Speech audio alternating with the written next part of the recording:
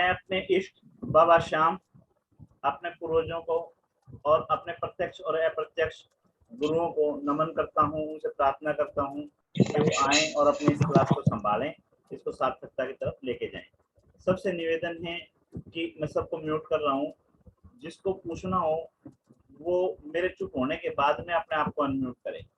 जब तक मैं बोल रहा हूँ जब तक अपने आप को म्यूट रखें, जहां मैं चुप हो जाऊं और आपसे पूछूं कि हाँ किसी को पूछना है, तभी आप अपने आप को अनम्यूट करें ताकि क्लास जो है वो सीरीज से चल सके।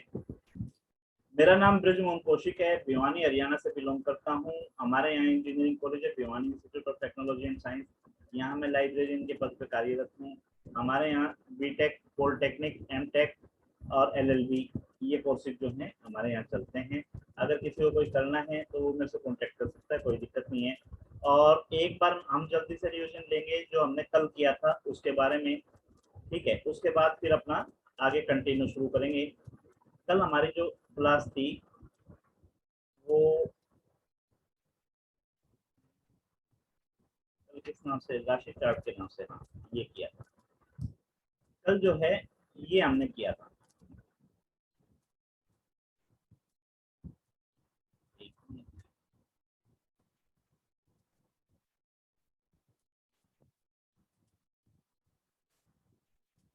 ये दिखाई दे रहा होगा आपको। तो इसमें क्या है कि राशियां जो हैं 1 से लेके 12 तक हैं, मेष, वर्ष, मिथुन, कर्क, सिंह, कन्या, तुला, इस तरह से। इनमें इनके सीक्वेंस जो है वो आप चेंज नहीं कर सकते। उसके बाद में मैंने बताया कि इन 12 राशियों को आप 12 प्लेयर मान लो, 12 प्लेयर में से 2 कैप्टन निकल जाएंगे, बाकी बची हुई 10 राशियां जो हैं वो आपकी 2 कैप्टन जो हैं अलग अलग बांट लेंगे। तो इधर जो है 4, 3, 2, 1, 11 और 12 ये इधर आ गई, 5, 6, 7, 8, 9, 10 ये इधर आ गई।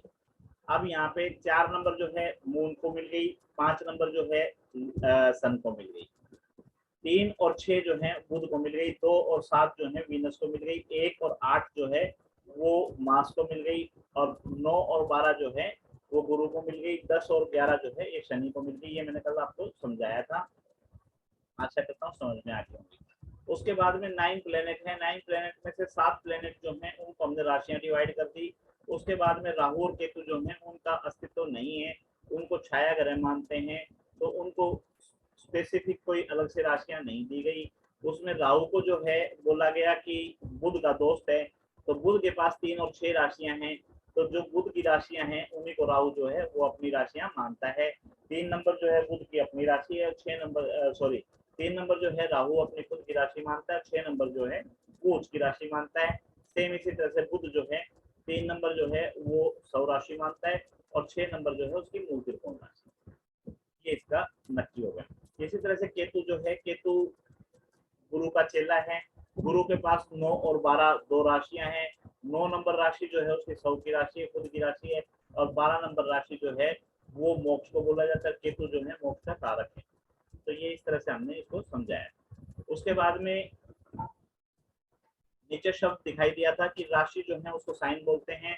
राशि सेल्फ की होती है, मूल त्रिकोण होती है, उच्च और नीच होती है। तो सेल्फ की हमने ये ऊपर पढ़ी, मूल त्रिकोण के लिए फिर मैंने नीचे बनाया। तो मूल त्रिकोण में आप देखो सिर्फ 2 राशियां जो हैं उसमें थोड़ा सा आपको याद रखना पड़ेगा कि मून जो है उसकी मूल त्रिकोण राशि है वृषभ, और आपकी जो बुध की मूल त्रिकोण राशि है वो 6, और बाकी के ऊपर जो है एक ही रूल लागू होता है कि जो विषम राशि है वो आपकी मूल त्रिकोण राशि है। जैसे 5 नंबर 2 से भाग नहीं जाता, सूर्य की 5 नंबर, 7 नंबर 2 से भाग नहीं जाता, वीनस की, शुक्र की 7 नंबर, मंगल की 1 नंबर जो 2 से भाग नहीं जाता, मेष राशि, गुरु जो है गुरु की 9 नंबर जो है 2 से भाग नहीं जाता, धनु राशि, और शनि महाराज जो है उसकी 11 नंबर राशि 2 से भाग नहीं जाती, तो 11 नंबर राशि। ये जो है मूल त्रिकोण है। उसके बाद ऊंच नीच के लिए मैंने आपको एक चार्ट सामने दिखाया।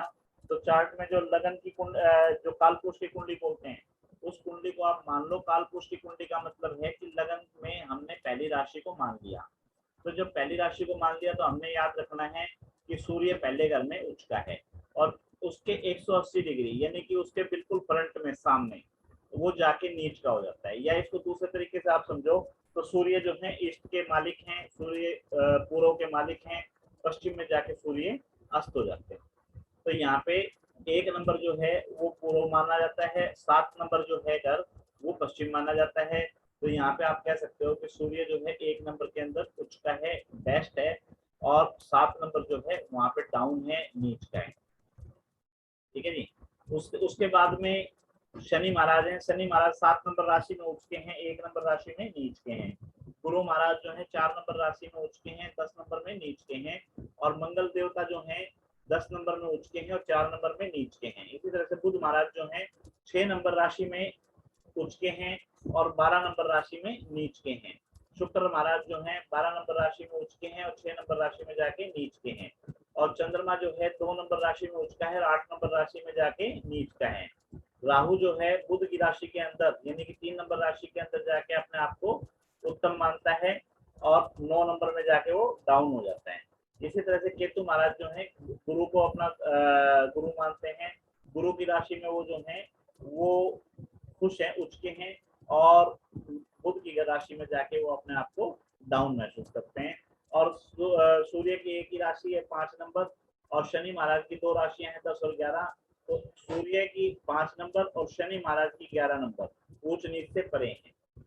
ये आपका ऊंच नीच का जो था ये कल चैप्टर था, ये कल क्लोज हो गया। तो 2 मिनट में देता हूँ, अगर किसी को कुछ इसके बारे में पूछना है पूछ ले, फिर अपना आगे शुरू करते हैं। जो नए आए हैं उनसे भी निवेदन है कि कुछ समझ में आ गया होगा, कुछ मैं आपको कल की रिकॉर्डिंग दे दूंगा।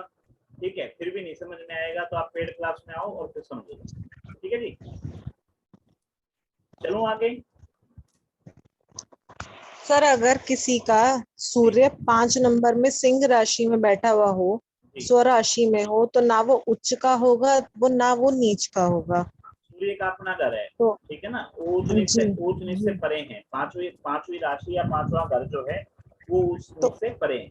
कहने का मतलब ये तो है कि राजा का जो स्थान होता है ना, देखो जी आप ये समझो कि राजा का जो स्थान होता है वहां पे बाकी किसी की नहीं चलती, वहां पे राजा की ही चलेगी। और सूर्य जो है राजा है, ठीक है ना। ठीक तो है सूर्य के स्थान पे जाके सारे प्लेनेट जो है अस्त हो जाते हैं, सूर्य के साथ बैठते हैं। तो पता है ना आपको अस्त के बारे में। जी। तो सूर्य के साथ जाके बैठ के अस्त हो जाते हैं ना, तो कहने का मतलब वहां पे फिर सूर्य बोलता है, बाकी नहीं बोलते। तो 5 नंबर ठीक राशि है जो है उसको ऊंच नीच से परे रख रखा है। यहाँ पे कोई ऊंच का नहीं, कोई नीच का नहीं। ठीक है जी। और ऐसे ही 11 नंबर राशि के अंदर कोई ऊंच का नहीं, कोई नीच का नहीं। वही मैं पूछना चाह रही थी कि अगर जैसे 11 नंबर में शनि बैठा है और 5 नंबर में सूर्य बैठा है तो उसका फलादेश किस प्रकार करेंगे। बांग्लादेश के लिए मैम 1 महीने बाद, या फिर शाम को ठीक 8 है बजे से 9:30 बजे तक जो क्लास लग रही है ना उसमें आ जाओ। ठीक है जी। ठीक ठीक ठीक है। तो अभी इसमें चलो हो गया जी ये क्लियर। आगे नया टॉपिक अपना शुरू करता हूँ। ठीक है,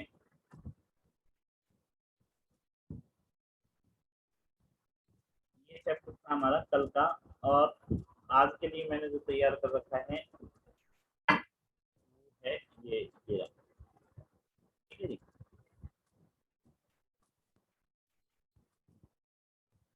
ये स्टार्टिंग में हमारा परिचय है। यूट्यूब का चैनल जो मेरा है श्री श्याम वास्तु वर्ल्ड। कुछ वीडियो जो है मैंने इसमें बना के डाल रखी हैं। तो मैं ये तो नहीं कहूँगा कि आप यहाँ से एस्ट्रोलॉजर हो जाओगे, हाँ, लेकिन बेसिक की काफ़ी अच्छी नॉलेज आपको यहाँ से जो फ्री की वीडियो डाल रखी है उसमें मिल जाएगी। ठीक है जी। बाकी फिर अपना पेड कर रखा है। ठीक है जी। ये मेरा नाम है, नंबर है, सारी चीजें यहाँ पे। उसके बाद में दूसरा ये है कुंडली जो है, कुंडली के भाव का परिचय। 2 तरह की कुंडलियां आपको देखने को मिलती हैं, एक जो है नॉर्थ साइड की है, एक आपकी साउथ साइड की है। जो मैंने ऊपर लिखा चित्र नंबर 1, भारत के उत्तरी भाग में इसका प्रयोग किया जाता है, तो इसको हम डायमंड चार्ट बोलते हैं। दूसरी तरफ जो चित्र नंबर 2 है इसको हम ब्लैक बोर्ड चार्ट बोलते हैं, ब्लैक बोर्ड की तरह से होता है। तो दोनों कुंडलियां कैसे बनती हैं वो आपको दिखाई दे रही हैं। उसके बाद में यहाँ आपको देखने को मिलेगा कि यहाँ जो चित्र नंबर 1 है जिसको हम उत्तरी भारत की कुंडली बोलते हैं, इसके अंदर हाउसेज फिक्स हैं, यानी कि पहला हाउस जो है फिक्स है। पहले हाउस में यहाँ 5 नंबर शो कर रखी है राशि।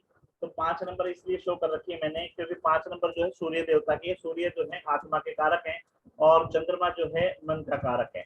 और लगन जो बोलते हैं, लगन का मतलब जातक, जातक का मतलब जिसकी जन्म पत्री हम देख रहे हैं, उसका जन्म जिस राशि में हुआ वो राशि हम लगन में यानी फर्स्ट हाउस में बिठा देते हैं। ठीक है, तो ये जो जिसकी कुंडली ले रखी है एग्जाम्पल के लिए, इस जातक का जन्म 5 नंबर राशि में उदय 5 नंबर राशि जो है वो उदय हो रही थी, उस समय इसका जन्म हुआ, तो इसलिए हमने 5 नंबर राशि को लगन में बिठा दिया। उसके बाद में चित्र नंबर 1 जो है, इसके अंदर आपको दिखाई देगा कि हम इसमें एंटी क्लॉक चलते हैं। एंटी क्लॉक मतलब घड़ी के विपरीत, घड़ी हमारी जैसे चलती है उसके उल्टा। तो आप देखो जो नंबर लगन के अंदर आ जाएगा उससे आगे वाला जो है उसके लेफ्ट साइड आएगा। 5 के बाद 6, 7, 8, 9, 10। अगर बाई चांस यहाँ पे 5 की जगह 2 आता तो 2, 3, 4, 5 शुरू हो जाते। यहाँ पे 1 आता तो 1, 2, 3, 4 शुरू हो जाते। 12 आता तो 12, 12 के बाद में 1, 2, 3, 4 शुरू हो जाते। आशा करता हूँ सबको समझ में आया होगा।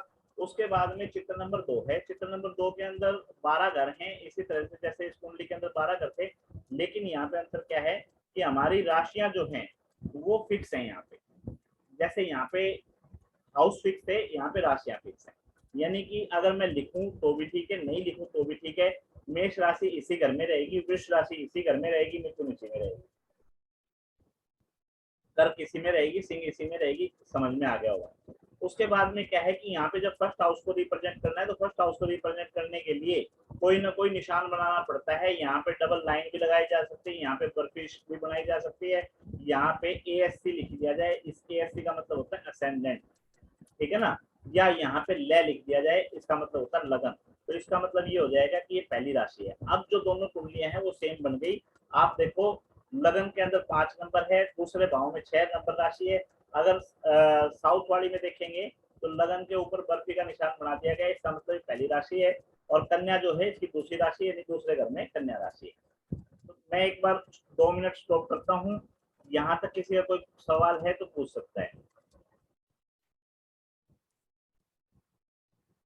हाँ जी, मैं समझू किसी का कोई सवाल नहीं यहाँ तक, चलूं आगे? Yes sir. मेरा एक सवाल है जी बोलिए। सर, साउथ इंडियन स्टाइल में हम क्लॉकवाइज मूव करेंगे? जी, वहाँ क्लॉकवाइज चलेगा, लेकिन फिर से जी। ध्यान, फिर एक लाइन याद रख लेना कि नॉर्थ इंडियन चार्ट जो है वहाँ पे हाउसेज फिक्स हैं और साउथ इंडियन चार्ट जो है वहाँ पे राशियां फिक्स हैं। ठीक है ना। और जो चाल बोलोगे, चाली बोलोगे या दिशा बोलोगे, वो ये है कि उधर जो है हम एंटी क्लॉक लिखते हैं अपने नॉर्थ इंडियन, और साउथ इंडियन जो है वो क्लॉकवाइज थे। ठीक है जी। और साउथ इंडियन स्टाइल में बर्फी का निशान कहीं पे बना जा सकता है क्या? बर्फी का निशान वहां बनेगा जी जब जातक जो है ना, देखो 2 चीजें हैं, एक लगन कुंडली है, एक आपकी पर्सनल लगन कुंडली है। लगन कुंडली का मतलब ये है कि जातक का जन्म कब हुआ, तो उसका जन्म जिस राशि के अंदर हुआ, ठीक है ना, वो राशि उदय राशि मानी जाएगी, उसको लगन में बिठाएंगे। ठीक है, तो वही सेम चीज है, जो जिसका जिस राशि में जन्म हुआ है उसी राशि के ऊपर आप बर्फी का निशान बनाओगे, या ले लिख दोगे, लगन लिख दोगे, या ASC लिख दोगे, असेंडेंट हो जाएगा, या उस पर डबल लाइन लगा दोगे, जैसे वो चेक देते हैं ना आप किसी को, पोस्ट डेटेड क्रॉस करते हैं। क्रॉस करते हैं, तो उस तरह से क्रॉस कर देंगे, उसका मतलब इंटीमेशन हो गया कि ये हमारा पहला मकान है। और उसके बाद फिर आगे कंटिन्यू हो जाएगा, 1 के बाद 2, 3, 4, तो दोनों कुंडलियां जो है सेम हो जाएंगी। और किसी का कोई क्वेश्चन हो जी, फिर चलें आगे, चलें आगे। चलो, उसके बाद में जो है फिर स्लाइड है मेरी ये, ठीक है जी। यहाँ पे आप देखो, यहाँ लिखा है कि ब्रह्मांड को, ब्रह्मांड मतलब यूनिवर्स, और काल पुरुष, काल पुरुष मतलब भगवान विष्णु जो हैं उनको हम काल पुरुष मानते हैं। तो काल पुरुष को जिस प्रकार 12 राशियों में बांटा है, जैसे 12 राशियों का मतलब, ये मेरा सिर जो है ये मेरी पहली राशि, मेरा मुंह जो है ये दूसरी राशि, और मेरे कंधे जो हैं ये तीसरी राशि, और मेरा हार्ट जो है ये चौथी राशि, और मेरा पेट जो है ये 5वीं राशि। ठीक है, इस तरह से पूरे शरीर को 12 हिस्सों में बांट दिया, काल पुरुष को 12 हिस्सों में बांटा। इसी तरह से जो हमारा यूनिवर्स है, यूनिवर्स 360 डिग्री में, 360 डिग्री को जब हम 12 से डिवाइड करेंगे तो 30-30 डिग्री का हो गया, यानी 30 डिग्री का एक हाउस, या 30 डिग्री का एक क्या नाम, पिज्जा स्लाइस, या तीसरा एक 30 डिग्री का एक पीस हमारा, कुछ भी आप बोल सकते हो उसको, ठीक है जी। 12 भागों में बांट दिया, तो उसमें क्या है कि पहला घर जो है उसको हम लगन कहते हैं। उसके बाद में है कि यह वह ग्रह जो मैंने, हाँ वह ग्रह जो किसी भाव के कार्य को करता है। वह ग्रह देखो यहाँ पे दो चीजें, दो शब्द अलग अलग हैं, प्लेनेट और हाउस, ठीक है ना। प्लेनेट का मतलब है ग्रह और हाउस का मतलब है घर, तो कंफ्यूज नहीं होना बिल्कुल भी। आप हिंदी में कंफ्यूज होते हो तो इंग्लिश में कर लो उसको, ठीक है ना। आप बोल सकते हो कि वह प्लेनेट जो किसी भाव मतलब हाउस, यहाँ ये बोल सकते हो कि वह प्लेनेट जो किसी हाउस के कार्य को करता है उसे उस भाव का कारक ग्रह कहते हैं। कारक ग्रह मतलब सिग्निफिकेंस, काम करने वाला कहते हैं। भाव के कार्य को भाव का कारक तत्व कहते हैं, यानी कि भाव का मतलब हाउस और यहाँ पे हाउस के कार्य उनको मतलब हाउस का कारक तत्व कहते हैं। तो सिंपल इस लाइन को जो नहीं समझा हो वो पूछ सकता है, या फिर मैं पूछूंगा जी एक दो से इसके बारे में। पहले किसी को पूछना तो पूछ लीजिए, नहीं फिर मैं पूछता हूँ। एक बार प्लीज रिपीट कर दीजिए। ये मैं फिर से आपको वो दिखा देता हूँ या स्क्रीन सामने रख दूंगा, ठीक है। तो पूछना हो तो देख के पूछ सकते हैं। या ऐसा करो मैडम, ये पहली लाइन आप ही पढ़ो, ये नीचे वाली जो वह ग्रह से लेके पढ़िए, पढ़ना मैम ये लाइन वह ग्रह। मैंने आपको बताया कि दो शब्द है मेरे पास में, ग्रह और घर। अगर ग्रह और घर में कंफ्यूज होते हो तो आप इसको बोलो प्लेनेट और हाउस, ठीक है। तो यहाँ पे बोला कि वह प्लेनेट जो किसी हाउस के कार्य को करता है उसे उस भाव का कारक ग्रह कहते हैं। भाव के कार्य को भाव का कारक तत्व कहते हैं। सिंपल इतनी लाइन है। हाँ जी, समझाऊं अब या समझ में आ गया? आगे ठीक है ना, चल जी। कोई नहीं। मनोज भाई आप बताओ क्या समझ में आया इस लाइन से?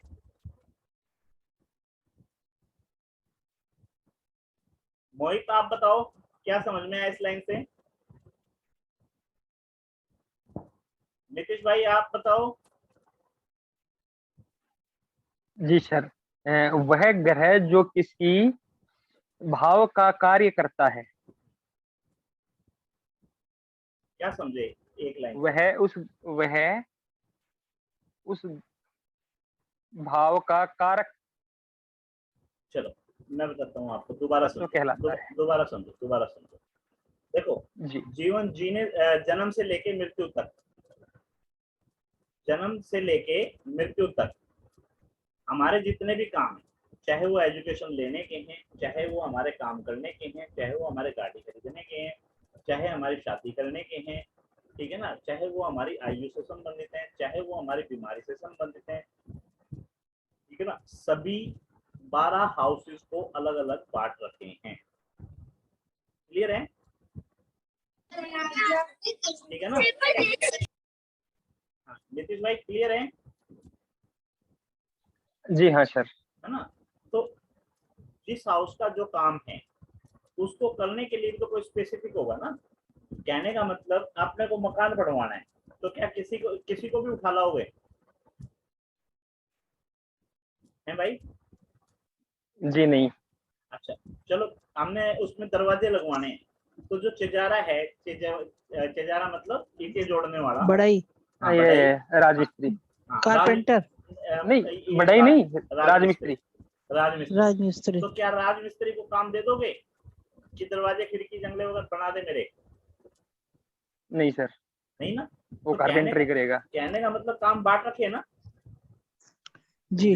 ठीक है। तो इसी तरह से अगर आपने मेरी पहली वीडियो देखी होगी तो उसमें आपने सुना होगा कि केतु देगा 7 वर्ष शूल, अश्विनी मघा मूल, ठीक है ना।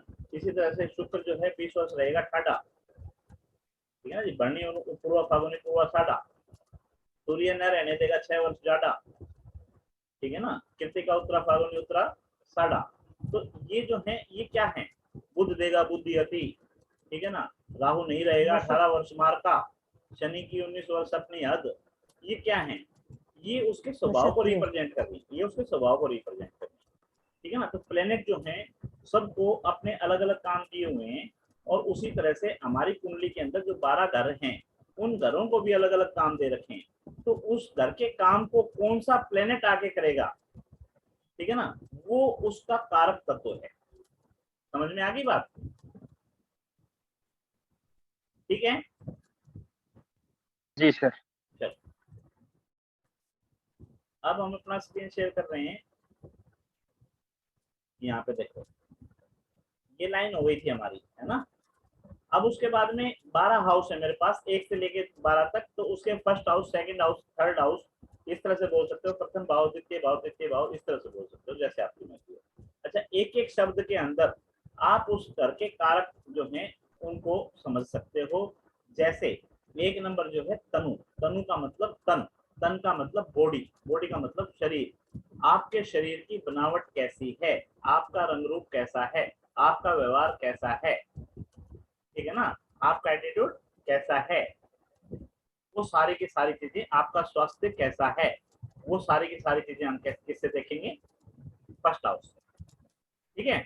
उसी तरह से सेकंड हाउस, सेकंड हाउस है हमारा धन का, धन का मतलब मेरा पैसा, ठीक है ना, मेरे पास पैसा जो है कहाँ कहाँ से कैसे कैसे आएगा, वो सारा का सारा यहाँ से धन का, या इसको बैंक बैलेंस के लिए भी जानते हैं, ठीक है। तृतीय भाव, थर्ड हाउस, थर्ड हाउस है सहज भाव, सहज भाव का मतलब है पराक्रम का, या फिर उसको बोलते हो नौकर चाकरों का, सुख क्या नाम है, या छोटे बहन भाइयों का, ठीक है ना।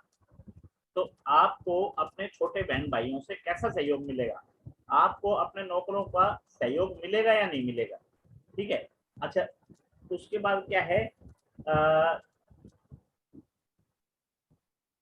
किसी को मैं आमंत्रित करूंगा, कपिल, कपिल सर हैं यहाँ पे?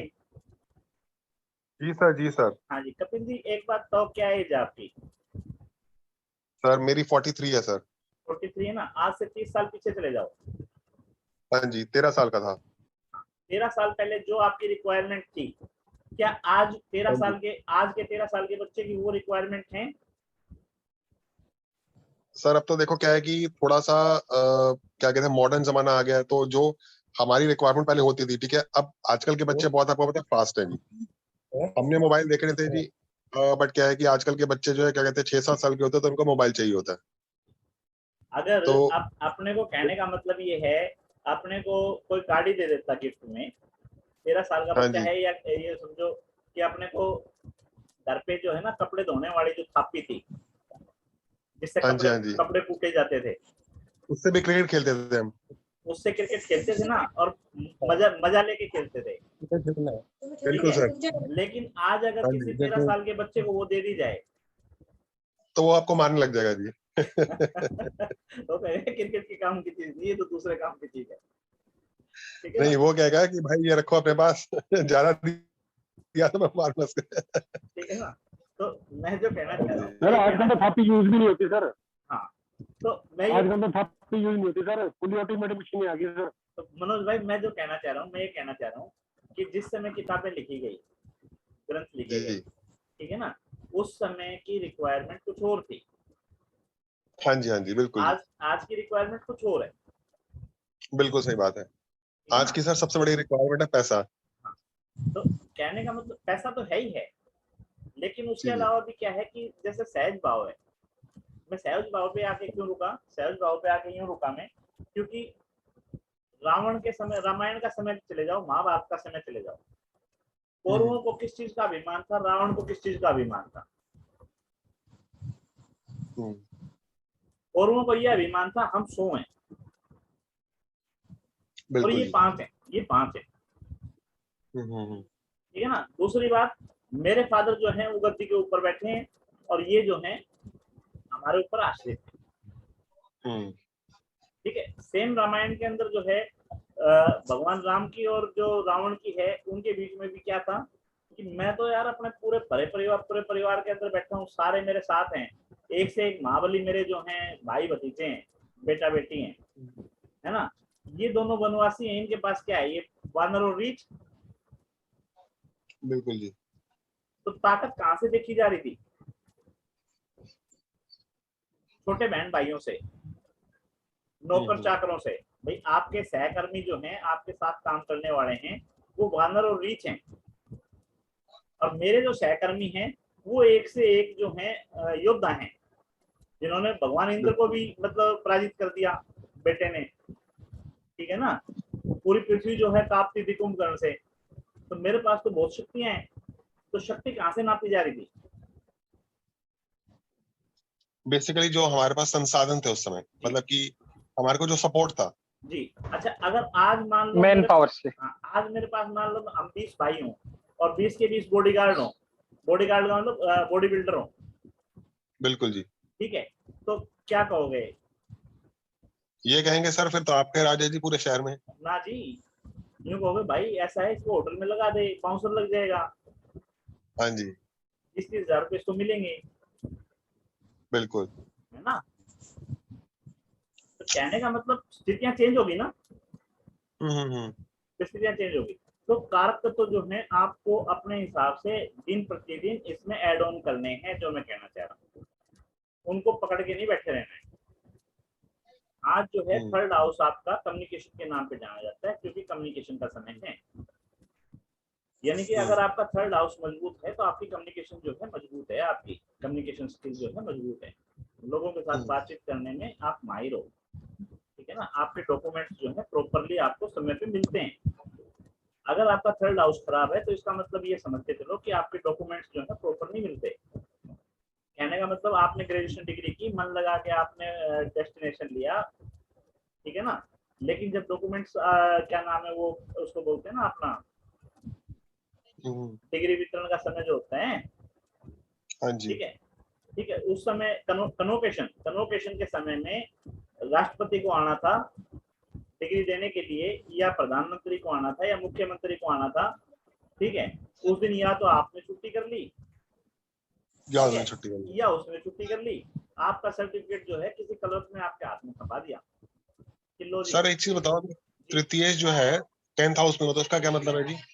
तृतीय 10th हाउस में है तो क्या मतलब है, वो आगे बताएंगे जी। अभी तो ये बता रहे हैं कि अच्छा थर्ड जी, हाउस जो है, थर्ड हाउस काम क्या कर रहा है, ठीक है। अच्छा जी। थर्ड हाउस जो है पहले हम जो देखते थे वो नौकरों के लिए देखते थे, हम छोटे बहन भाइयों के लिए देखते थे। आज जो है कोई छोटे बहन भाइयों के ऊपर आश्रित नहीं है, कोई बड़े भाई बहनों के ऊपर आश्रित नहीं है। पहले खेती का जमाना था, ठीक है, तो 5 भाई होते थे, तो 5 भाइयों में से एक तो नहीं भी कमाते, एक तो शादी भी नहीं होती तो भी काम चल जाता था, ठीक है ना। आज कौन किसकी रोटियां बना के देगा, कौन किसको अपने साथ पालेगा, ठीक है ना। आज जो है उसके बदल गए हैं कारक। आज जो कारक तत्व उसके हैं कम्युनिकेशन के आ चुके हैं। कम्युनिकेशन का मतलब जो मैंने बताया कि आपके डॉक्यूमेंट्स आपको किस तरह से मिलते हैं, आपकी कम्युनिकेशन जो है, आपकी बातचीत जो है वो कितनी सफल हो पाती है, वो थर्ड हाउस के ऊपर डिपेंड रहेगी, ठीक है जी। कोई क्वेश्चन हो तो बताओ, नहीं फिर चलते हैं अपना उसी पे स्लाइड पे। तो यहाँ पे जो है तीसरा हाउस जो है सहज भाव हो गया, चौथा हाउस जो है फिर आपका आ गया, ये क्या नाम है, चौथा हाउस सुख भाव का, ठीक है जी।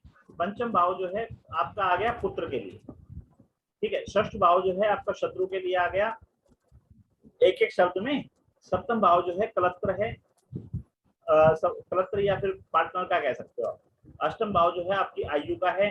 नवम भाव, अच्छा आयु जो है, आयु हर एक का नजरिया अलग अलग है। जब भी कोई जन्मदिन आता है तो 99% लोग जो हैं वो खुश होते हैं, 1% लोग ऐसे भी आएंगे बोले यार 1 साल और गया, है ना। तो आयु भाव को दोनों तरीके से देखते हैं। नवम भाव जो है आपका धर्म का है, भाग्य का है, पित्र का है। यहाँ पे नॉर्थ इंडियन और साउथ इंडियन दोनों वही बातें आती हैं कि नॉर्थ इंडियन जो है वो 10वें भाव को पिता का मानते हैं, और साउथ इंडियन जो है वो 9वें भाव को मानते हैं। उनके पीछे लॉजिक अलग अलग है, वो फिर डिस्कस करते हैं, या भी कर देता हूँ। फिर वो जो है त्रिकोण को महत्व देते हैं साउथ इंडियन, 1, 5 और 9, और वो बोलते हैं कि 1 नंबर मैं खुद, 5 नंबर मेरा बेटा और 9 नंबर मेरे पिता। और हम जो हैं हम बोलते हैं कि 4 नंबर मेरी माँ और 10 नंबर मेरे पिता, ठीक है जी। तो ये अलग अलग एस्ट्रोलॉजर जो हैं उनके अलग अलग भाव हैं, तो आपको अपने हिसाब से चलना है। चलो धीरे धीरे। उसके बाद में दसम भाव है। दसम भाव जो है आपका कर्म कर्म का है, ठीक है। और 11वां भाव जो है वो आपके लाभ का है, और 12वां भाव जो है वो व्यय का है, यानी खर्चे का है। तो उसके बाद में जैसे तनु, तनु का मतलब तन, तन जो है इसके लिए दो प्लेनेट जो हैं उनको कारक माना। जैसे सूर्य को, सूर्य जो है आत्मा का कारक है। इसी तरह से कुछ लोग आत्मा के साथ में मन को भी मानते हैं, तो जो आदमी मन को मानते हैं उनके लिए फिर चंद्रमा कारक कारक हो गया, ठीक है जी। जो आत्मा को प्रधान मानते हैं उनके लिए सूर्य हो गया। इसी तरह से दूसरा भाव जो है, दूसरा भाव मेरा धन का भी है, दूसरा भाव जो है मेरे कुटुंब का भी है, मेरे परिवार का भी है, दूसरा भाव मेरे खाने का भी है, दूसरा भाव जो है मेरी वाणी का भी है, क्योंकि मुंह का स्थान बताया ना मैंने। तो वहां पे सारी अच्छी अच्छी चीजें ही आपको चाहिए। या यूं कहो कि गुरु जो है, जितने भी हमारे प्लेनेट हैं सबसे बड़ा प्लेनेट जो है गुरु है। तो इसको इसी तरह से हम कहते हैं कि सब चीजों का विस्तार करने वाला, हर चीज को बढ़ा के करने वाला वो गुरु है। तो धन जो है हर आदमी ये चाहता है कि मेरा ज्यादा हो, परिवार जो है वो चाहता है कि मेरा ज्यादा हो, वाणी जो है वो चाहता है मेरी मीठी हो। तो यहाँ पे जो है आपका गुरु और बृहस्पति दोनों कारक बताए। जब वाणी को मानते हैं तो बुध हो गया, जब कुटुंब को मानते हैं तो गुरु हो गया, जब धन को मानते हैं तो गुरु हो गया। इसी तरह से तीसरा भाव है, तीसरा भाव जो पराक्रम का मानते हैं, पराक्रम का मानते हैं तो मंगल हो गया। अब जब कम्युनिकेशन की बात करेंगे तो यहाँ पे बुध आएगा, कम्युनिकेशन की बात करेंगे तो बुध आएगा, वाणी की बात करेंगे, ठीक है जी। अच्छा रिक्वेस्ट है, जब सवाल नहीं हो ना तो फिर अपने आप को अनम्यूट ना किया करो, उससे क्या है दूसरा बंदा जो डिस्टर्ब हो जाता है, ठीक है जी। कुछ सवाल हो जब बोलो समझ में आता है। अच्छा उसके बाद में चतुर्थ भाव जो है वो आपका सुख का है, चंद्रमा है, ठीक है। तो सुख जो है वो हर आदमी अलग अलग चीजों में देखता है। कोई पढ़ाई में सुख देखता है, कोई गाड़ियों में सुख देखता है, कोई मन में सुख देखता है, तो वो हर एक का अलग अलग कारक है। तो यहाँ पे ऐसे ही बहुत से कारक, बहुत से प्लेनेट हैं जो कारक ग्रह माने जाते हैं, लेकिन स्पेसिफिक जो 90% लोग मानते हैं वो चंद्रमा को मानते हैं। पांचवा भाव जो है फिर हमारा पुत्र का है, और पुत्र देने वाला गुरु को मानते हैं, या फिर सूर्य जो है उसका खुद का है, या फिर आपका एजुकेशन का है, ठीक है, या फिर आपके लव अफेयर्स का है। तो यहाँ पे जो है बृहस्पति सबसे बड़ा होता है। तो पांचवें घर को हर आदमी चाहता है कि उसके ज्यादा पुत्र हो, उसकी एजुकेशन जो ज्यादा हो, विस्तार चाहता है, तो विस्तार के लिए हम यहाँ पे गुरु को जो है कारक ग्रह मानते हैं। इसी तरह से छठा भाव है, छठे भाव के अंदर शत्रु, रोग, शत्रु, ऋण। रोग, शत्रु, ऋण का मतलब क्या है कि रोग, रोग से लड़ने के लिए आपको एनर्जी की जरूरत होती है, एनर्जी जो है मंगल है, तो मंगल को कारक मानते हैं। इसी तरह से शत्रु से लड़ने के लिए आपको एनर्जी की जरूरत होती है, आपको बुद्धि की जरूरत होती है, तो यहाँ पे मंगल को और बुध को दोनों को मानते हैं, ठीक है। उसके बाद में छठा घर जो है आपकी रोग, शत्रु, ऋण के अलावा उसको भी मानते हैं हम, सर्विस को, सेवा को, और सेवा का कारक ग्रह जो है वो शनि को मानते हैं। तो यहाँ पे जो है शनि जो है छठे घर का कारक ग्रह है। तो यहाँ पे अलग अलग एस्ट्रोलॉजर जो है वो सबके अलग अलग मिलेंगे मत, लेकिन सबसे ज्यादा जो है वो यहाँ पे बुध को माना जाता है, क्योंकि रोग से, शत्रु से और ऋण से इनको लड़ने के लिए आपको बुद्धि की आवश्यकता होती है, तो बुध को यहाँ पे प्राथमिकता दी गई है। इसी तरह से सप्तम भाव है, सातवां भाव जो है आपका पार्टनर का मानना है। पार्टनर आपके पास में लाइफ पार्टनर भी है, आपका बिजनेस पार्टनर भी है। जब लाइफ पार्टनर की बात आती है तो हम शुक्र को अच्छा मानते हैं, जब बिजनेस पार्टनर की बात आती है तो हम बुध को यहाँ पे अच्छा मानते हैं। तो शुक्र और बुध जो दोनों यहाँ पे आपके कारक रहे। उसी तरह से अष्टम भाव है, अष्टम भाव जो है आयु का है। आयु, आयु के लिए मैं 1 मिनट, हाँ जी नीलम कपूर जी आप बोलेंगे? हाँ जी नीलम जी, कोई नहीं। अश्विनी जी, आशा चौहान मैम, कोई नहीं। नीतीश भाई आप बोलो। हाँ जी जैसे आपने जी जी, चलो आशा मैडम से बात करेंगे। आशा मैम ये बताओ आयु कैसी होनी चाहिए? लंबी। और लंबी कौन देगा? लंबी और निरोगी। निरोग होनी चाहिए। लंबी होनी चाहिए। लंबी के लिए क्या है कि हमारे पास में जो प्लेनेट हैं, 7 प्लेनेट हैं, 7 प्लेनेट जी। में सबसे लेट चलने वाले, सबसे लंबा रुक के चलने वाले वो शनि महाराज हैं। शनिदेव, शनिदेव। ठीक है ना। यानी कि एक जी। राशि में अगर आ गए तो वो 30 महीने तक वहां पे रुकेंगे।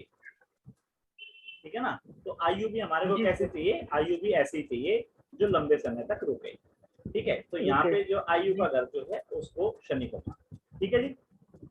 तो अष्टम भाव में शनि रहने से उत्तम माना जाएगा सर, आयु के लिहाज से, क्योंकि जैसे आयु के लिहाज से। जैसे अलग अलग कारक कारक बताए ना। तो अगर कोई जी आदमी, सर। हाँ, अगर कोई आदमी ये समझता है ओपल्ट साइंस की तरफ देखना चाह रहे हैं, ठीक है ना, तो वो जी। गुरु जी। को, केतु को भी अच्छा मानेगा। ठीक है। लेकिन किसी को जी। अगर मान लो भौतिक सुखों की डिजायर्स है, इच्छाएं हैं, तो उसके लिए फिर जी केतु सर। अच्छा नहीं रहेगा, गुरु अच्छा नहीं रहेगा। ठीक है ना। जी सर। सर अगर शनि जो है 8वें घर में हो जी, वो तो लंबी आयु, ऐसा कहा लंबी जाता आयु है देगा, कि आयु लंबी देगा जी। लंबी आयु तो देगा, बट एक ये भी चीज है कि सर काम जो है रुक रुक के होते हैं किसी जातक के ना। राम जी, काम जो है उस जातक के रुक रुक के होते हैं। वो तो देखो सीधी सी बात है ना। शनि महाराज जो है, शनि महाराज का स्वभाव क्या है?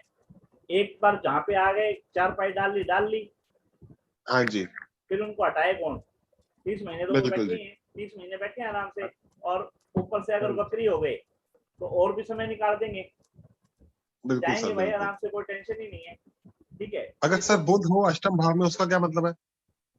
बुध अष्टम भाव में हो तो क्या मतलब है?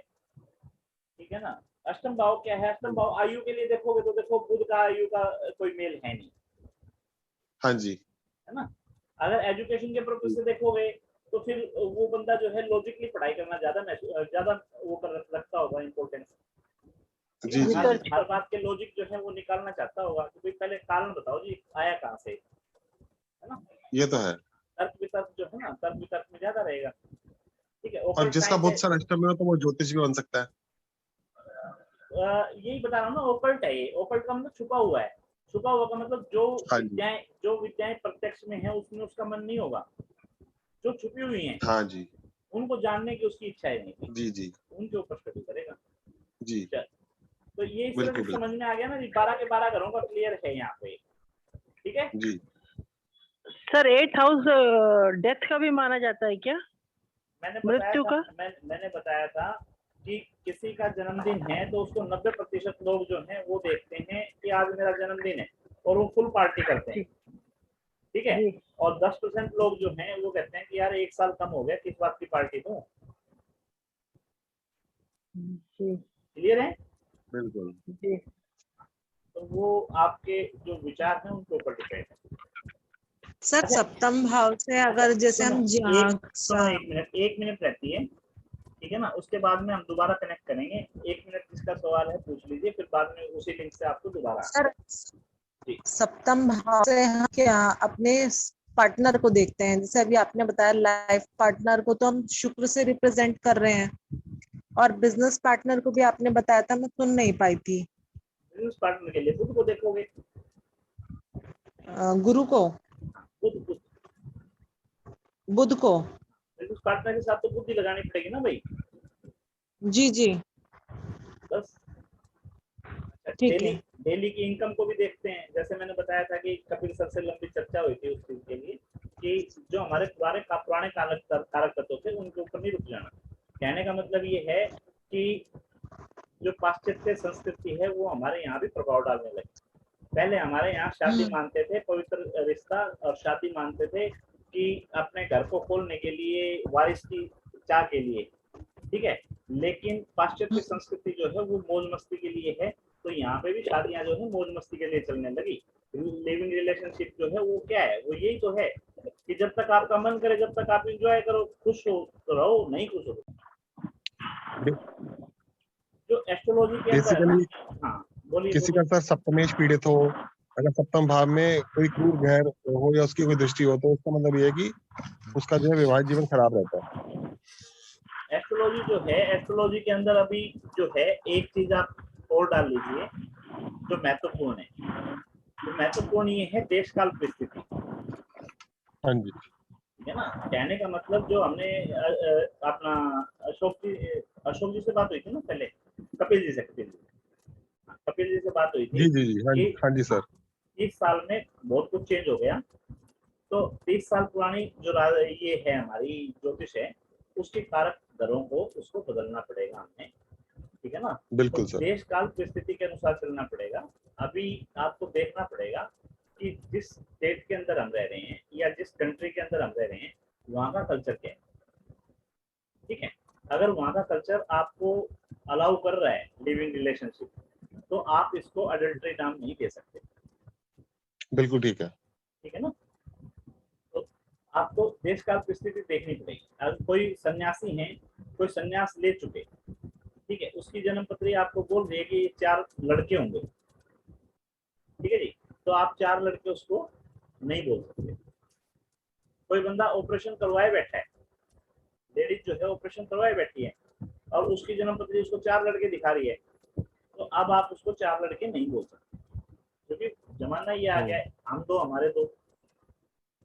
तो 2 से ज्यादा अगर आपको बोलना है तो देश काल परिस्थिति का मतलब उससे पूछना पड़ेगा कि क्या आप बच्चे चाहते हैं, ठीक है ना। उनकी डिजायर है, वो प्लानिंग किए हुए हैं, तो आप कह सकते हो कि आपको 4 लड़कों का योग है। अदरवाइज आपको देश काल परिस्थिति के अनुसार अपने आप को बोलना पड़ेगा, चलना पड़ेगा, ठीक है जी। और यही बात जो कपिल जी आपसे मेरी बात हुई थी जो समझाने की, वो यही समझा रहा था कि देश काल परिस्थिति के ऊपर चलना। जी सर। चलो ये स्लाइड हमारी हो चुकी, ठीक है ना, कि ब्रह्मांड और काल पुरुष जो है वो 12 हिस्सों में बटा हुआ है, और 12 हिस्सों में जो बटा हुआ है उसको हमने इस तरह से नाम दिए हैं। और एक एक शब्द में हम बात करें तो तन धन सहज, ठीक है ना, सुख पुत्र शत्रु और पार्टनर, आयु धर्म कर्म लाभ और व्यय, इस तरह से जान सकते हैं एक एक शब्द पे। और बात उनकी करें क्या नाम है, इन ग्रहों के कारक तत्व जो है वो कौन से ग्रह को दिए हैं, तो वो ये जो है ग्रह वो करने में सक्षम है। उसके बाद में नेक्स्ट स्लाइड जो हमारी है वो आती है तो प्लेनेट के कारक तत्व, ठीक है ना, जो अभी बात चल रही थी। तो प्लेनेट के कारक तत्व आपको लाइफ टाइम पढ़ते रहना है। उसका कारण ये है कि अभी जो डिस्कस हुआ वही कि समय के हिसाब से चेंज होते रहते हैं, ठीक है। आपको देखना है कि कौन से प्लेनेट को कौन से कारक तत्व दे रखे हैं और उसी के अकॉर्डिंग चलना है। तो सूर्य जो है हमारा आत्मा का, अहम का, सहानुभूति का, प्रभाव का, यश, स्वास्थ्य, ठीक है ना। और आपका क्या नाम है, दाया नेत्र, दिन, ऊर्जा, पिता, राजा, राजनीति, चिकित्सा, विज्ञान, गौरव और पराक्रम का कारण। चंद्रमा जो है आपके मन का, रुचि का, सम्मान का, निद्रा का, प्रसन्नता का, माता का, सत्ता का, धन का, यात्रा का, जल का कारक है। मंगल जो है आपके शक्ति, साहस, पराक्रम, प्रतियोगिता, क्रोध, उत्तेजना, षड्यंत्र, शत्रु, विपक्ष, विवाद, शस्त्र, सेनाध्यक्ष, युद्ध, दुर्घटना, जलना, घाव, भूमि, अचल संपत्ति, छोटा भाई, चाचा के लड़के, नेता, पुलिस, सर्जन, मैकेनिकल इंजीनियर का कारक है। और बुध जो है बुद्धिमत्ता का कारक है, वाणी का कारक है, तर्क शक्ति का कारक है, कम्युनिकेशन का कारक है, शिक्षा का कारक है, आपका क्या नाम है, शिक्षण का कार्य है, गणित है, डाकिया है, ज्योतिषी है, लेखाकार है, व्यापार है, ठीक है, कमीशन एजेंट है, प्रकाशन, राजनीति में मध्यवर्ती व्यक्ति है, विचोला, नृत्य है, नाटक है, वस्तुओं का मिश्रण, पत्ते वाले पेड़ और मूल्यवान पत्रों की परीक्षा, मामा, मित्र, और जो आपके कॉमेडियन जो हैं वो आपके बुध हैं, ठीक है ना। अब क्या नाम किसको पूछेंगे, शशिकांत जी को बोलेंगे जी। शशिकांत जी, हाँ बोलो। हाँ, मैं ये कह रहा था ये कारक तत्व क्या यूज होंगे, कारक तत्व का यूज क्या होगा। कारक तत्व का यूज जो है जी कि जो ग्रह जिस स्थान में भाव में बैठा है जी उस स्थान का वो इन बातों के अंदर कार्य में अच्छी सफलता दे सकता है, या दुष्ट भाव में दुष्ट ग्रह भाव बैठा हो तो वो अपने को दुष्परिणाम भी बता सकता है कोई भाव के लिए। बहुत अच्छा बताया आपने, लेकिन जो मैं बोलना चाह रहा था वो बात रह गई अभी। और बता हाँ, मैं बोलूंगा जी, अभी बोलूंगा। ठीक है, एक बार कपिल जी आप बोलेंगे इस पे कुछ? जी सर, आपका मतलब कि जो आपने जैसे ये सब ग्रहों के कारक तत्वों के बारे में बताया, इसके बारे में आप कह रहे हो सर? क्या यूज होंगे, यूज क्या होगा इसका, इस्तेमाल कहाँ होंगे? सर देखो, वही है कि जैसे अब सपोज करो अगर हम चंद्रमा की देखते हैं, चंद्रमा की पोजीशन देखते हैं कुंडली में, ठीक है जी, कि अगर चंद्रमा की पोजीशन जो है अच्छी है, अच्छे भावों में बैठा हुआ है, अच्छे प्लानों से, अच्छे ग्रहों से दृष्ट है, तो सर क्या कहते हैं ये कि जो जातक है उसकी मदर की स्थिति या उसकी लिक्विड कैश की स्थिति या उसके मन की स्थिति अच्छी है। और अगर वही सपोज करो चंद्रमा जो है क्या कहते हैं दूषित मतलब क्रूर ग्रहों से दृष्ट है या उनके साथ बैठा हुआ है या अच्छे भावों में बैठा हुआ, जैसे चंद्रमा अगर सपोज करो वृश्चिक राशि में बैठा हुआ है, ठीक है, तो वहां पर नीच हो गया, तो वहां पर उसकी फिर जो मनस्थिति या ये सब जो लिक्विड कैश की सिचुएशन है या ये जो मदर की हेल्थ है वो थोड़ी खराब रहेगी। या अगर हम कहते हैं चंद्रमा 8वें घर में ये बैठा हुआ है तो भी वहां पर भी खराब है। और ये चंद्रमा अगर दूसरे घर में बैठा हुआ है सर, तो दूसरे घर में आपको पता है कि उच्च का हो जाता है एज पर लाल किताब। चलो अब दूसरे तो तरीके से जो मैं बताना चाह रहा हूँ, मैं चाह रहा हूँ हाँ मैं जी, हाँ कुछ जी, बता ही क्योंकि देता हूँ। सर मैं बेसिकली क्या है कि लाल किताब से देखना आता है मुझे, और मुझे थोड़ा वैदिक कम आता है, तो मेरे को लाल किताब से बोलना ज्यादा आता है। कोई बात नहीं। क्योंकि चंद्रमा सर या तो अगर देखो क्या है कि वृष राशि में हो, ठीक है, एज पर वैदिक तो वो अच्छा माना जाएगा। और अगर वही लाल किताब ये कहती है कि दूसरे भाव में चंद्रमा अच्छा होता है, तो जो उसके चंद्रमा के कारक तत्व हैं, ठीक है, जैसे जो आपने जैसे बोला कि धन हो या मदर की हेल्थ हो या जैसे क्या कहते हैं अपना मतलब उसकी मनस्थिति हो, ये सब अच्छी होंगी। और अगर चंद्रमा क्या कहते हैं अच्छी पोजीशन में बैठा हुआ है कुंडली में, तो फिर आप ये कह सकते हो कि उसको नॉर्मली इन्फेक्शंस, कोल्ड, कफ ये सब कम होंगे। और अगर चंद्रमा की स्थिति खराब है तो उसको ये सब कोल्ड, कफ, ये अस्थमा, ब्रोंकाइटिस ये बहुत जल्दी जल्दी हुआ करेंगे। देखो जी, अभी जो मैं बोलना चाह रहा था मैं बोल ही देता हूँ। यहाँ पे लिखा हुआ है कि ग्रहों के कारक तत्व, ठीक है ना, ग्रहों को कुछ ग्रहों को भी कुछ नैसर्गिक कार्य सौंपे गए हैं। कहने का मतलब ये है कि मैंने पूछा ये यूज कहाँ होंगे, ठीक है, तो जो मैं कहना चाह रहा था, मैं ये कहना चाह रहा था, कोई आके अगर अपने पिता के बारे में बात कर रहा है, जी, ठीक है ना, कोई अपनी आत्मा के बारे में बात कर रहा है, कोई ये कह रहा है कि मैं डॉक्टर बन पाऊंगा या नहीं बन पाऊंगा, मेरा पॉलिटिक्स में जो है सिक्का चलेगा या नहीं चलेगा, हाँ जी, ठीक है ना, मुझे राज दरबार से कोई बेनिफिट होगा या नहीं होगा, तो उसका ठीक है सूर्य ना। देखा जाएगा सर। हाँ, तो उसका जो है सबसे पहले हम ये देखेंगे कि ये काम कौन से प्लेनेट को सौंप रखा है, बिल्कुल बिल्कुल। ठीक है ना। जब उस प्लेनेट को देखेंगे फिर बाद में हम ये देखेंगे कि उसकी स्थिति कैसी है। क्लियर है? बिल्कुल क्लियर बिल्कुल सर। है। तो मैं ये कहना चाह रहा हूँ, हाँ, ठीक है जी।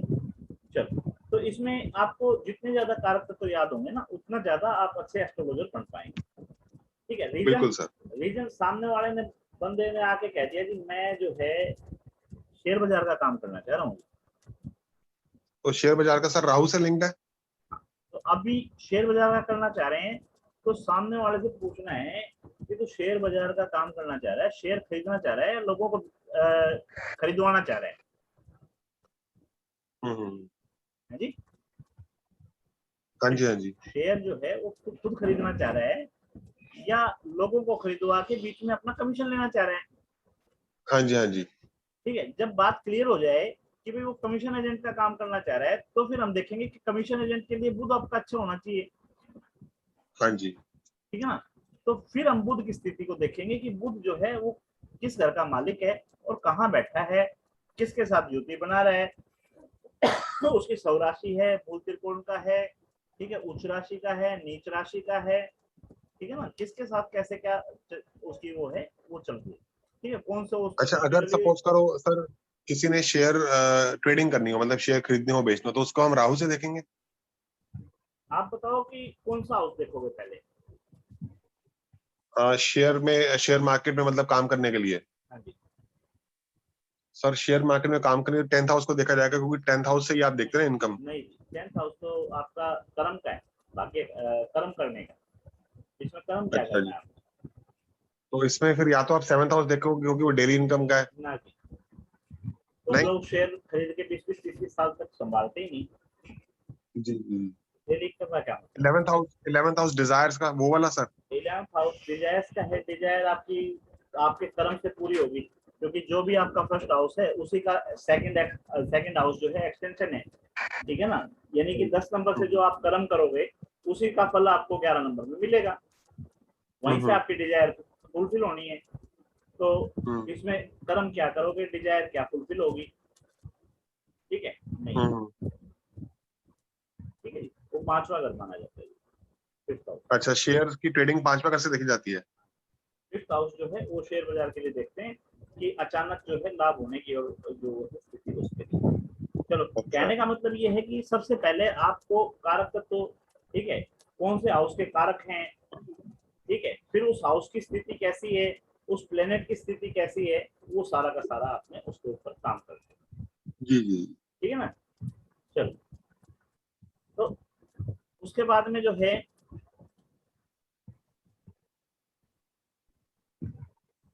फिर आ गया गुरु का।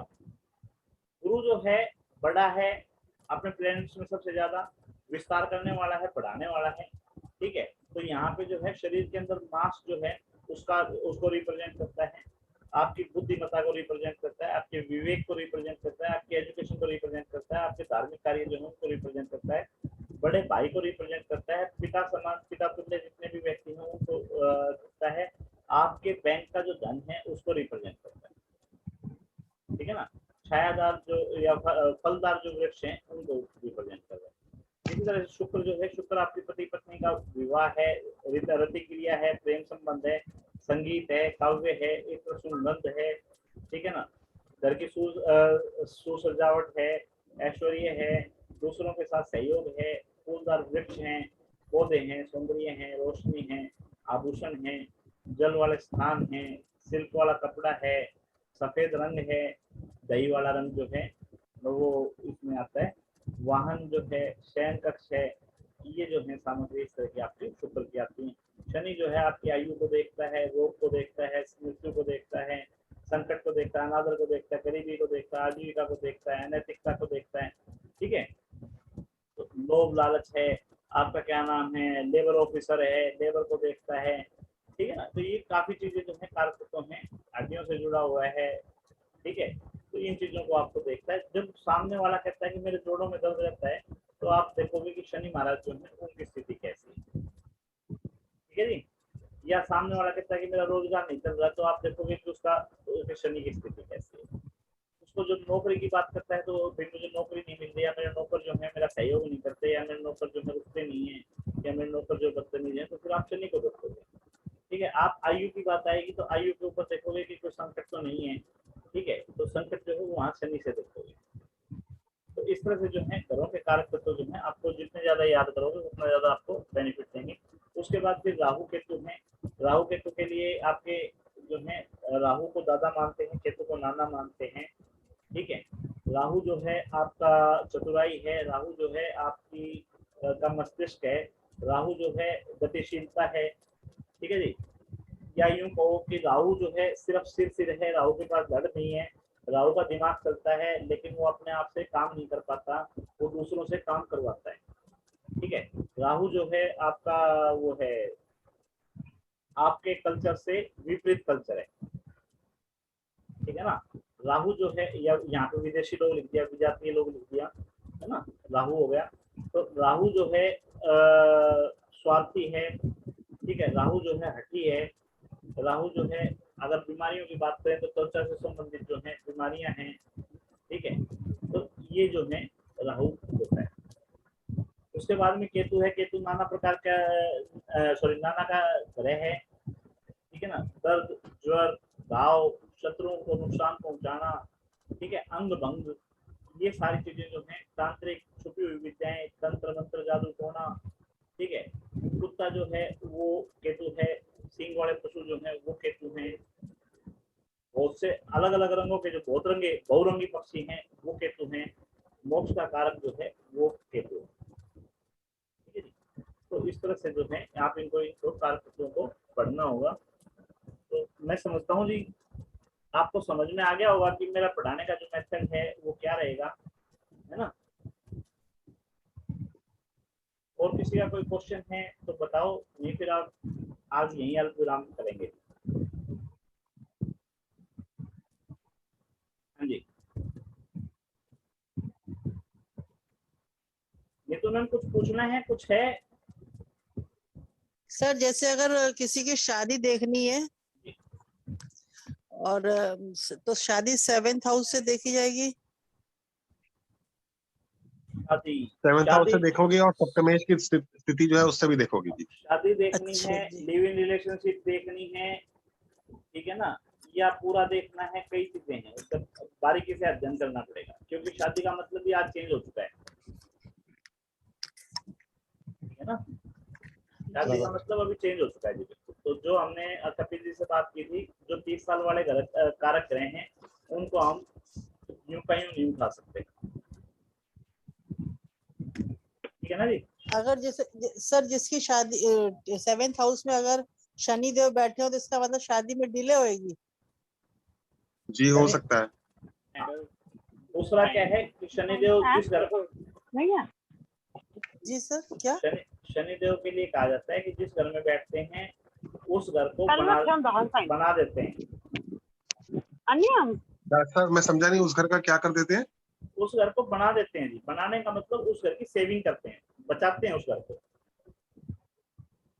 सर पर जिस भाव पर दृष्टि जिस भाव में बैठा होता है तो शनि जो है क्या कहते हैं, जिस भाव में बैठा होगा तो उस भाव को नष्ट भी तो करते हैं। नहीं, जिस घर में बैठते हैं उस घर को बचाते हैं, उसको जिस बचाते हैं, घर के ऊपर दृष्टि डालेंगे डालते हैं वहां। उसको खराब करते हैं। अच्छा अब दूसरी बात, आज कहीं बात हो रही थी, हाँ आज किसी से बात हो रही थी तो वो कहने लगे कि भाई शुक्र उच्च का है, ठीक है। तो उच्च का है, आपकी बात ठीक है, भाई 12 नंबर राशि के अंदर बैठा है, मेष लगन की कुंडली है, 12 नंबर के अंदर बैठा है, ठीक है, उच्च का है 12 नंबर राशि का, ठीक है।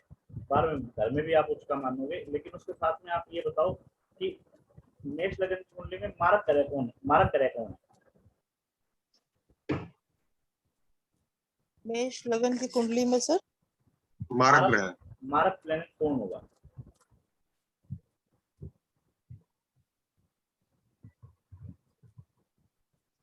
दो नंबर जो सर सप्तमेश है वही, जो सप्तमेश है वही होगा। दूसरे घर का, 7वें घर का मालिक, ठीक है ना, तो शुक्र ही हुआ ना फिर।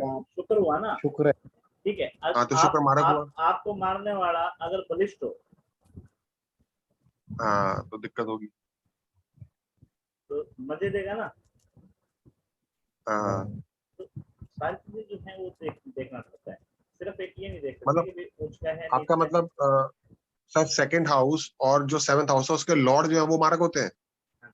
7th हाउस, सॉरी 2nd और 7th हाउस के मारक जो कर रहे हैं वो आपके मारक हैं। अब वो अगर बलिष्ठ हैं तो आपको समस्याएं भी तो बलिष्ठ देंगे ना। हाँ जी। कहने का मतलब आपको रोकने वाला, आपके बीच में कोई बाधा पहुंचाने वाला अगर मजबूत स्थिति में बैठा है हाँ तो वो मजबूती से आपको बाधा पहुंचाएगा, बिल्कुल। ठीक है। अच्छा मारक और बाधक एक ही होते हैं क्या? नहीं, अलग अलग होते हैं। बाधक कौन से होते हैं जी? बाधक अलग होते हैं, मारक अलग होते हैं, ठीक है ना, कारक अलग होते हैं, तीनों अलग अलग। बाधक कौन से होते हैं सर? बाधक आप लगन कुंडली के अनुसार वो देखोगे कि चर राशि, स्थिर राशि या द्विव स्वभाव राशि, कौन सी राशि है उसके अकॉर्डिंग निकल के आएंगे।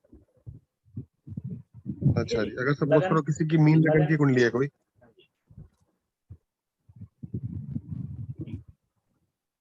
अगर सर किसी की मीन लगन की कुंडली है तो फिर उसमें बुध जो है क्या कहते हैं मारक हुआ, और बाधक कौन सा हुआ? बाधक आपका होगा, बाधक के लिए अलग अलग परिभाषाएं हैं जी, ठीक है ना। उसका सप्तमेश जो है मीन राशि का, सप्तमेश कौन हुआ? बुध हुआ जी। बुध इसके जो हैं वो रहेंगे बाधक, अच्छा ठीक है।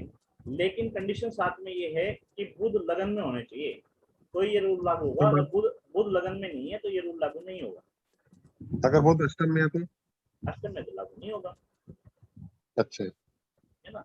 अगर लगन में बैठे हैं तो फिर बुध जो है बाधक। तो सर अगर 6 नंबर की कुंडली अगर हुई तो 12 नंबर वो हो गए उनके सप्तमेश हो गए। हाँ जी, तो तो उसका 12 गुरु हुआ, नंबर गुरु। गुरु, तो गुरु जो गुरु मार बाधक हो जाएगा। अगर वो लगन में बैठे हो तो। ये स्वभाव है ना, गुरु नहीं, लगन में तो बुध बैठे हुए हैं। तो बैठते हैं तो बात है वो, जहाँ कोई दिमाग चलाओगे वहाँ पे गृहस्थी खराब करोगे। नहीं सर, इनका सवाल ये है कि अगर सपोज करो 6 नंबर का लगन है, तो 12 नंबर आपका सप्तमेश हुआ, यानी कि गुरु की राशि जो गुरु जो सप्तमेश हो गया। ज्यादा पूजा और पाठ में या ज्यादा पूजा पाठ में घुसोगे तो गृहस्थी खराब कर लोगे। हाँ, ठीक है ना भाई, तो घर उस वाला केस में हाँ, गुरु बाधक, भाई हाँ, कहने गुरु का सर बाधक हुआ उसमें। जी जी। अब मान लो घर वाला कहता है कि चलो जी आप आज अपना घूम के आएंगे, गोवा घूम के आएंगे। आप कहते हो ना जी ना, आज तो हाँ जी। अनिरुद्धाचार्य जी जो है वो आएंगे और 7 दिन तक हम्म। घूमनी है हमने तो। है जी। पर सर अगर 12 नंबर की राशि में, गुरु की राशि में चंद्र और सूर्य बैठे हो, तो फिर तो उसका यहाँ रिजल्ट तो चंद्र और सूर्य को देख के लिया जाएगा। यहाँ सिर्फ और सिर्फ बाधक की बात होगी तुम्हें। अगर बाधक हाँ लगन, जी। हाँ, सात देव स्वभाव की गुरु राशियां जो हैं उसमें अगर सप्तम जी। भाव का जो मालिक है वो अगर लगन में बैठ गया तो फिर वो बाधक हो जाएगा बस। अदरवाइज नहीं। अदरवाइज अदरवाइज सिर्फ इतना। चलो ठीक है जी, जिसकी इच्छा हो पेड में आ सकता है जी। ठीक है ना। जी 1000 रुपये पेड फीस है इसकी बेसिक की। 1 महीने का कोर्स रहेगा, 24 से 25 क्लासें होंगी जिसमें 12 लाइव रहेंगी, बाकी रिकॉर्डिंग। ठीक है जी। सर पिछली वाली उसकी आप रिकॉर्डिंग दे देंगे क्या? हाँ, पेड वालों को देंगे जी। ओके, जी थैंक सर। You sir. अच्छा जी। नमस्कार, प्रणाम।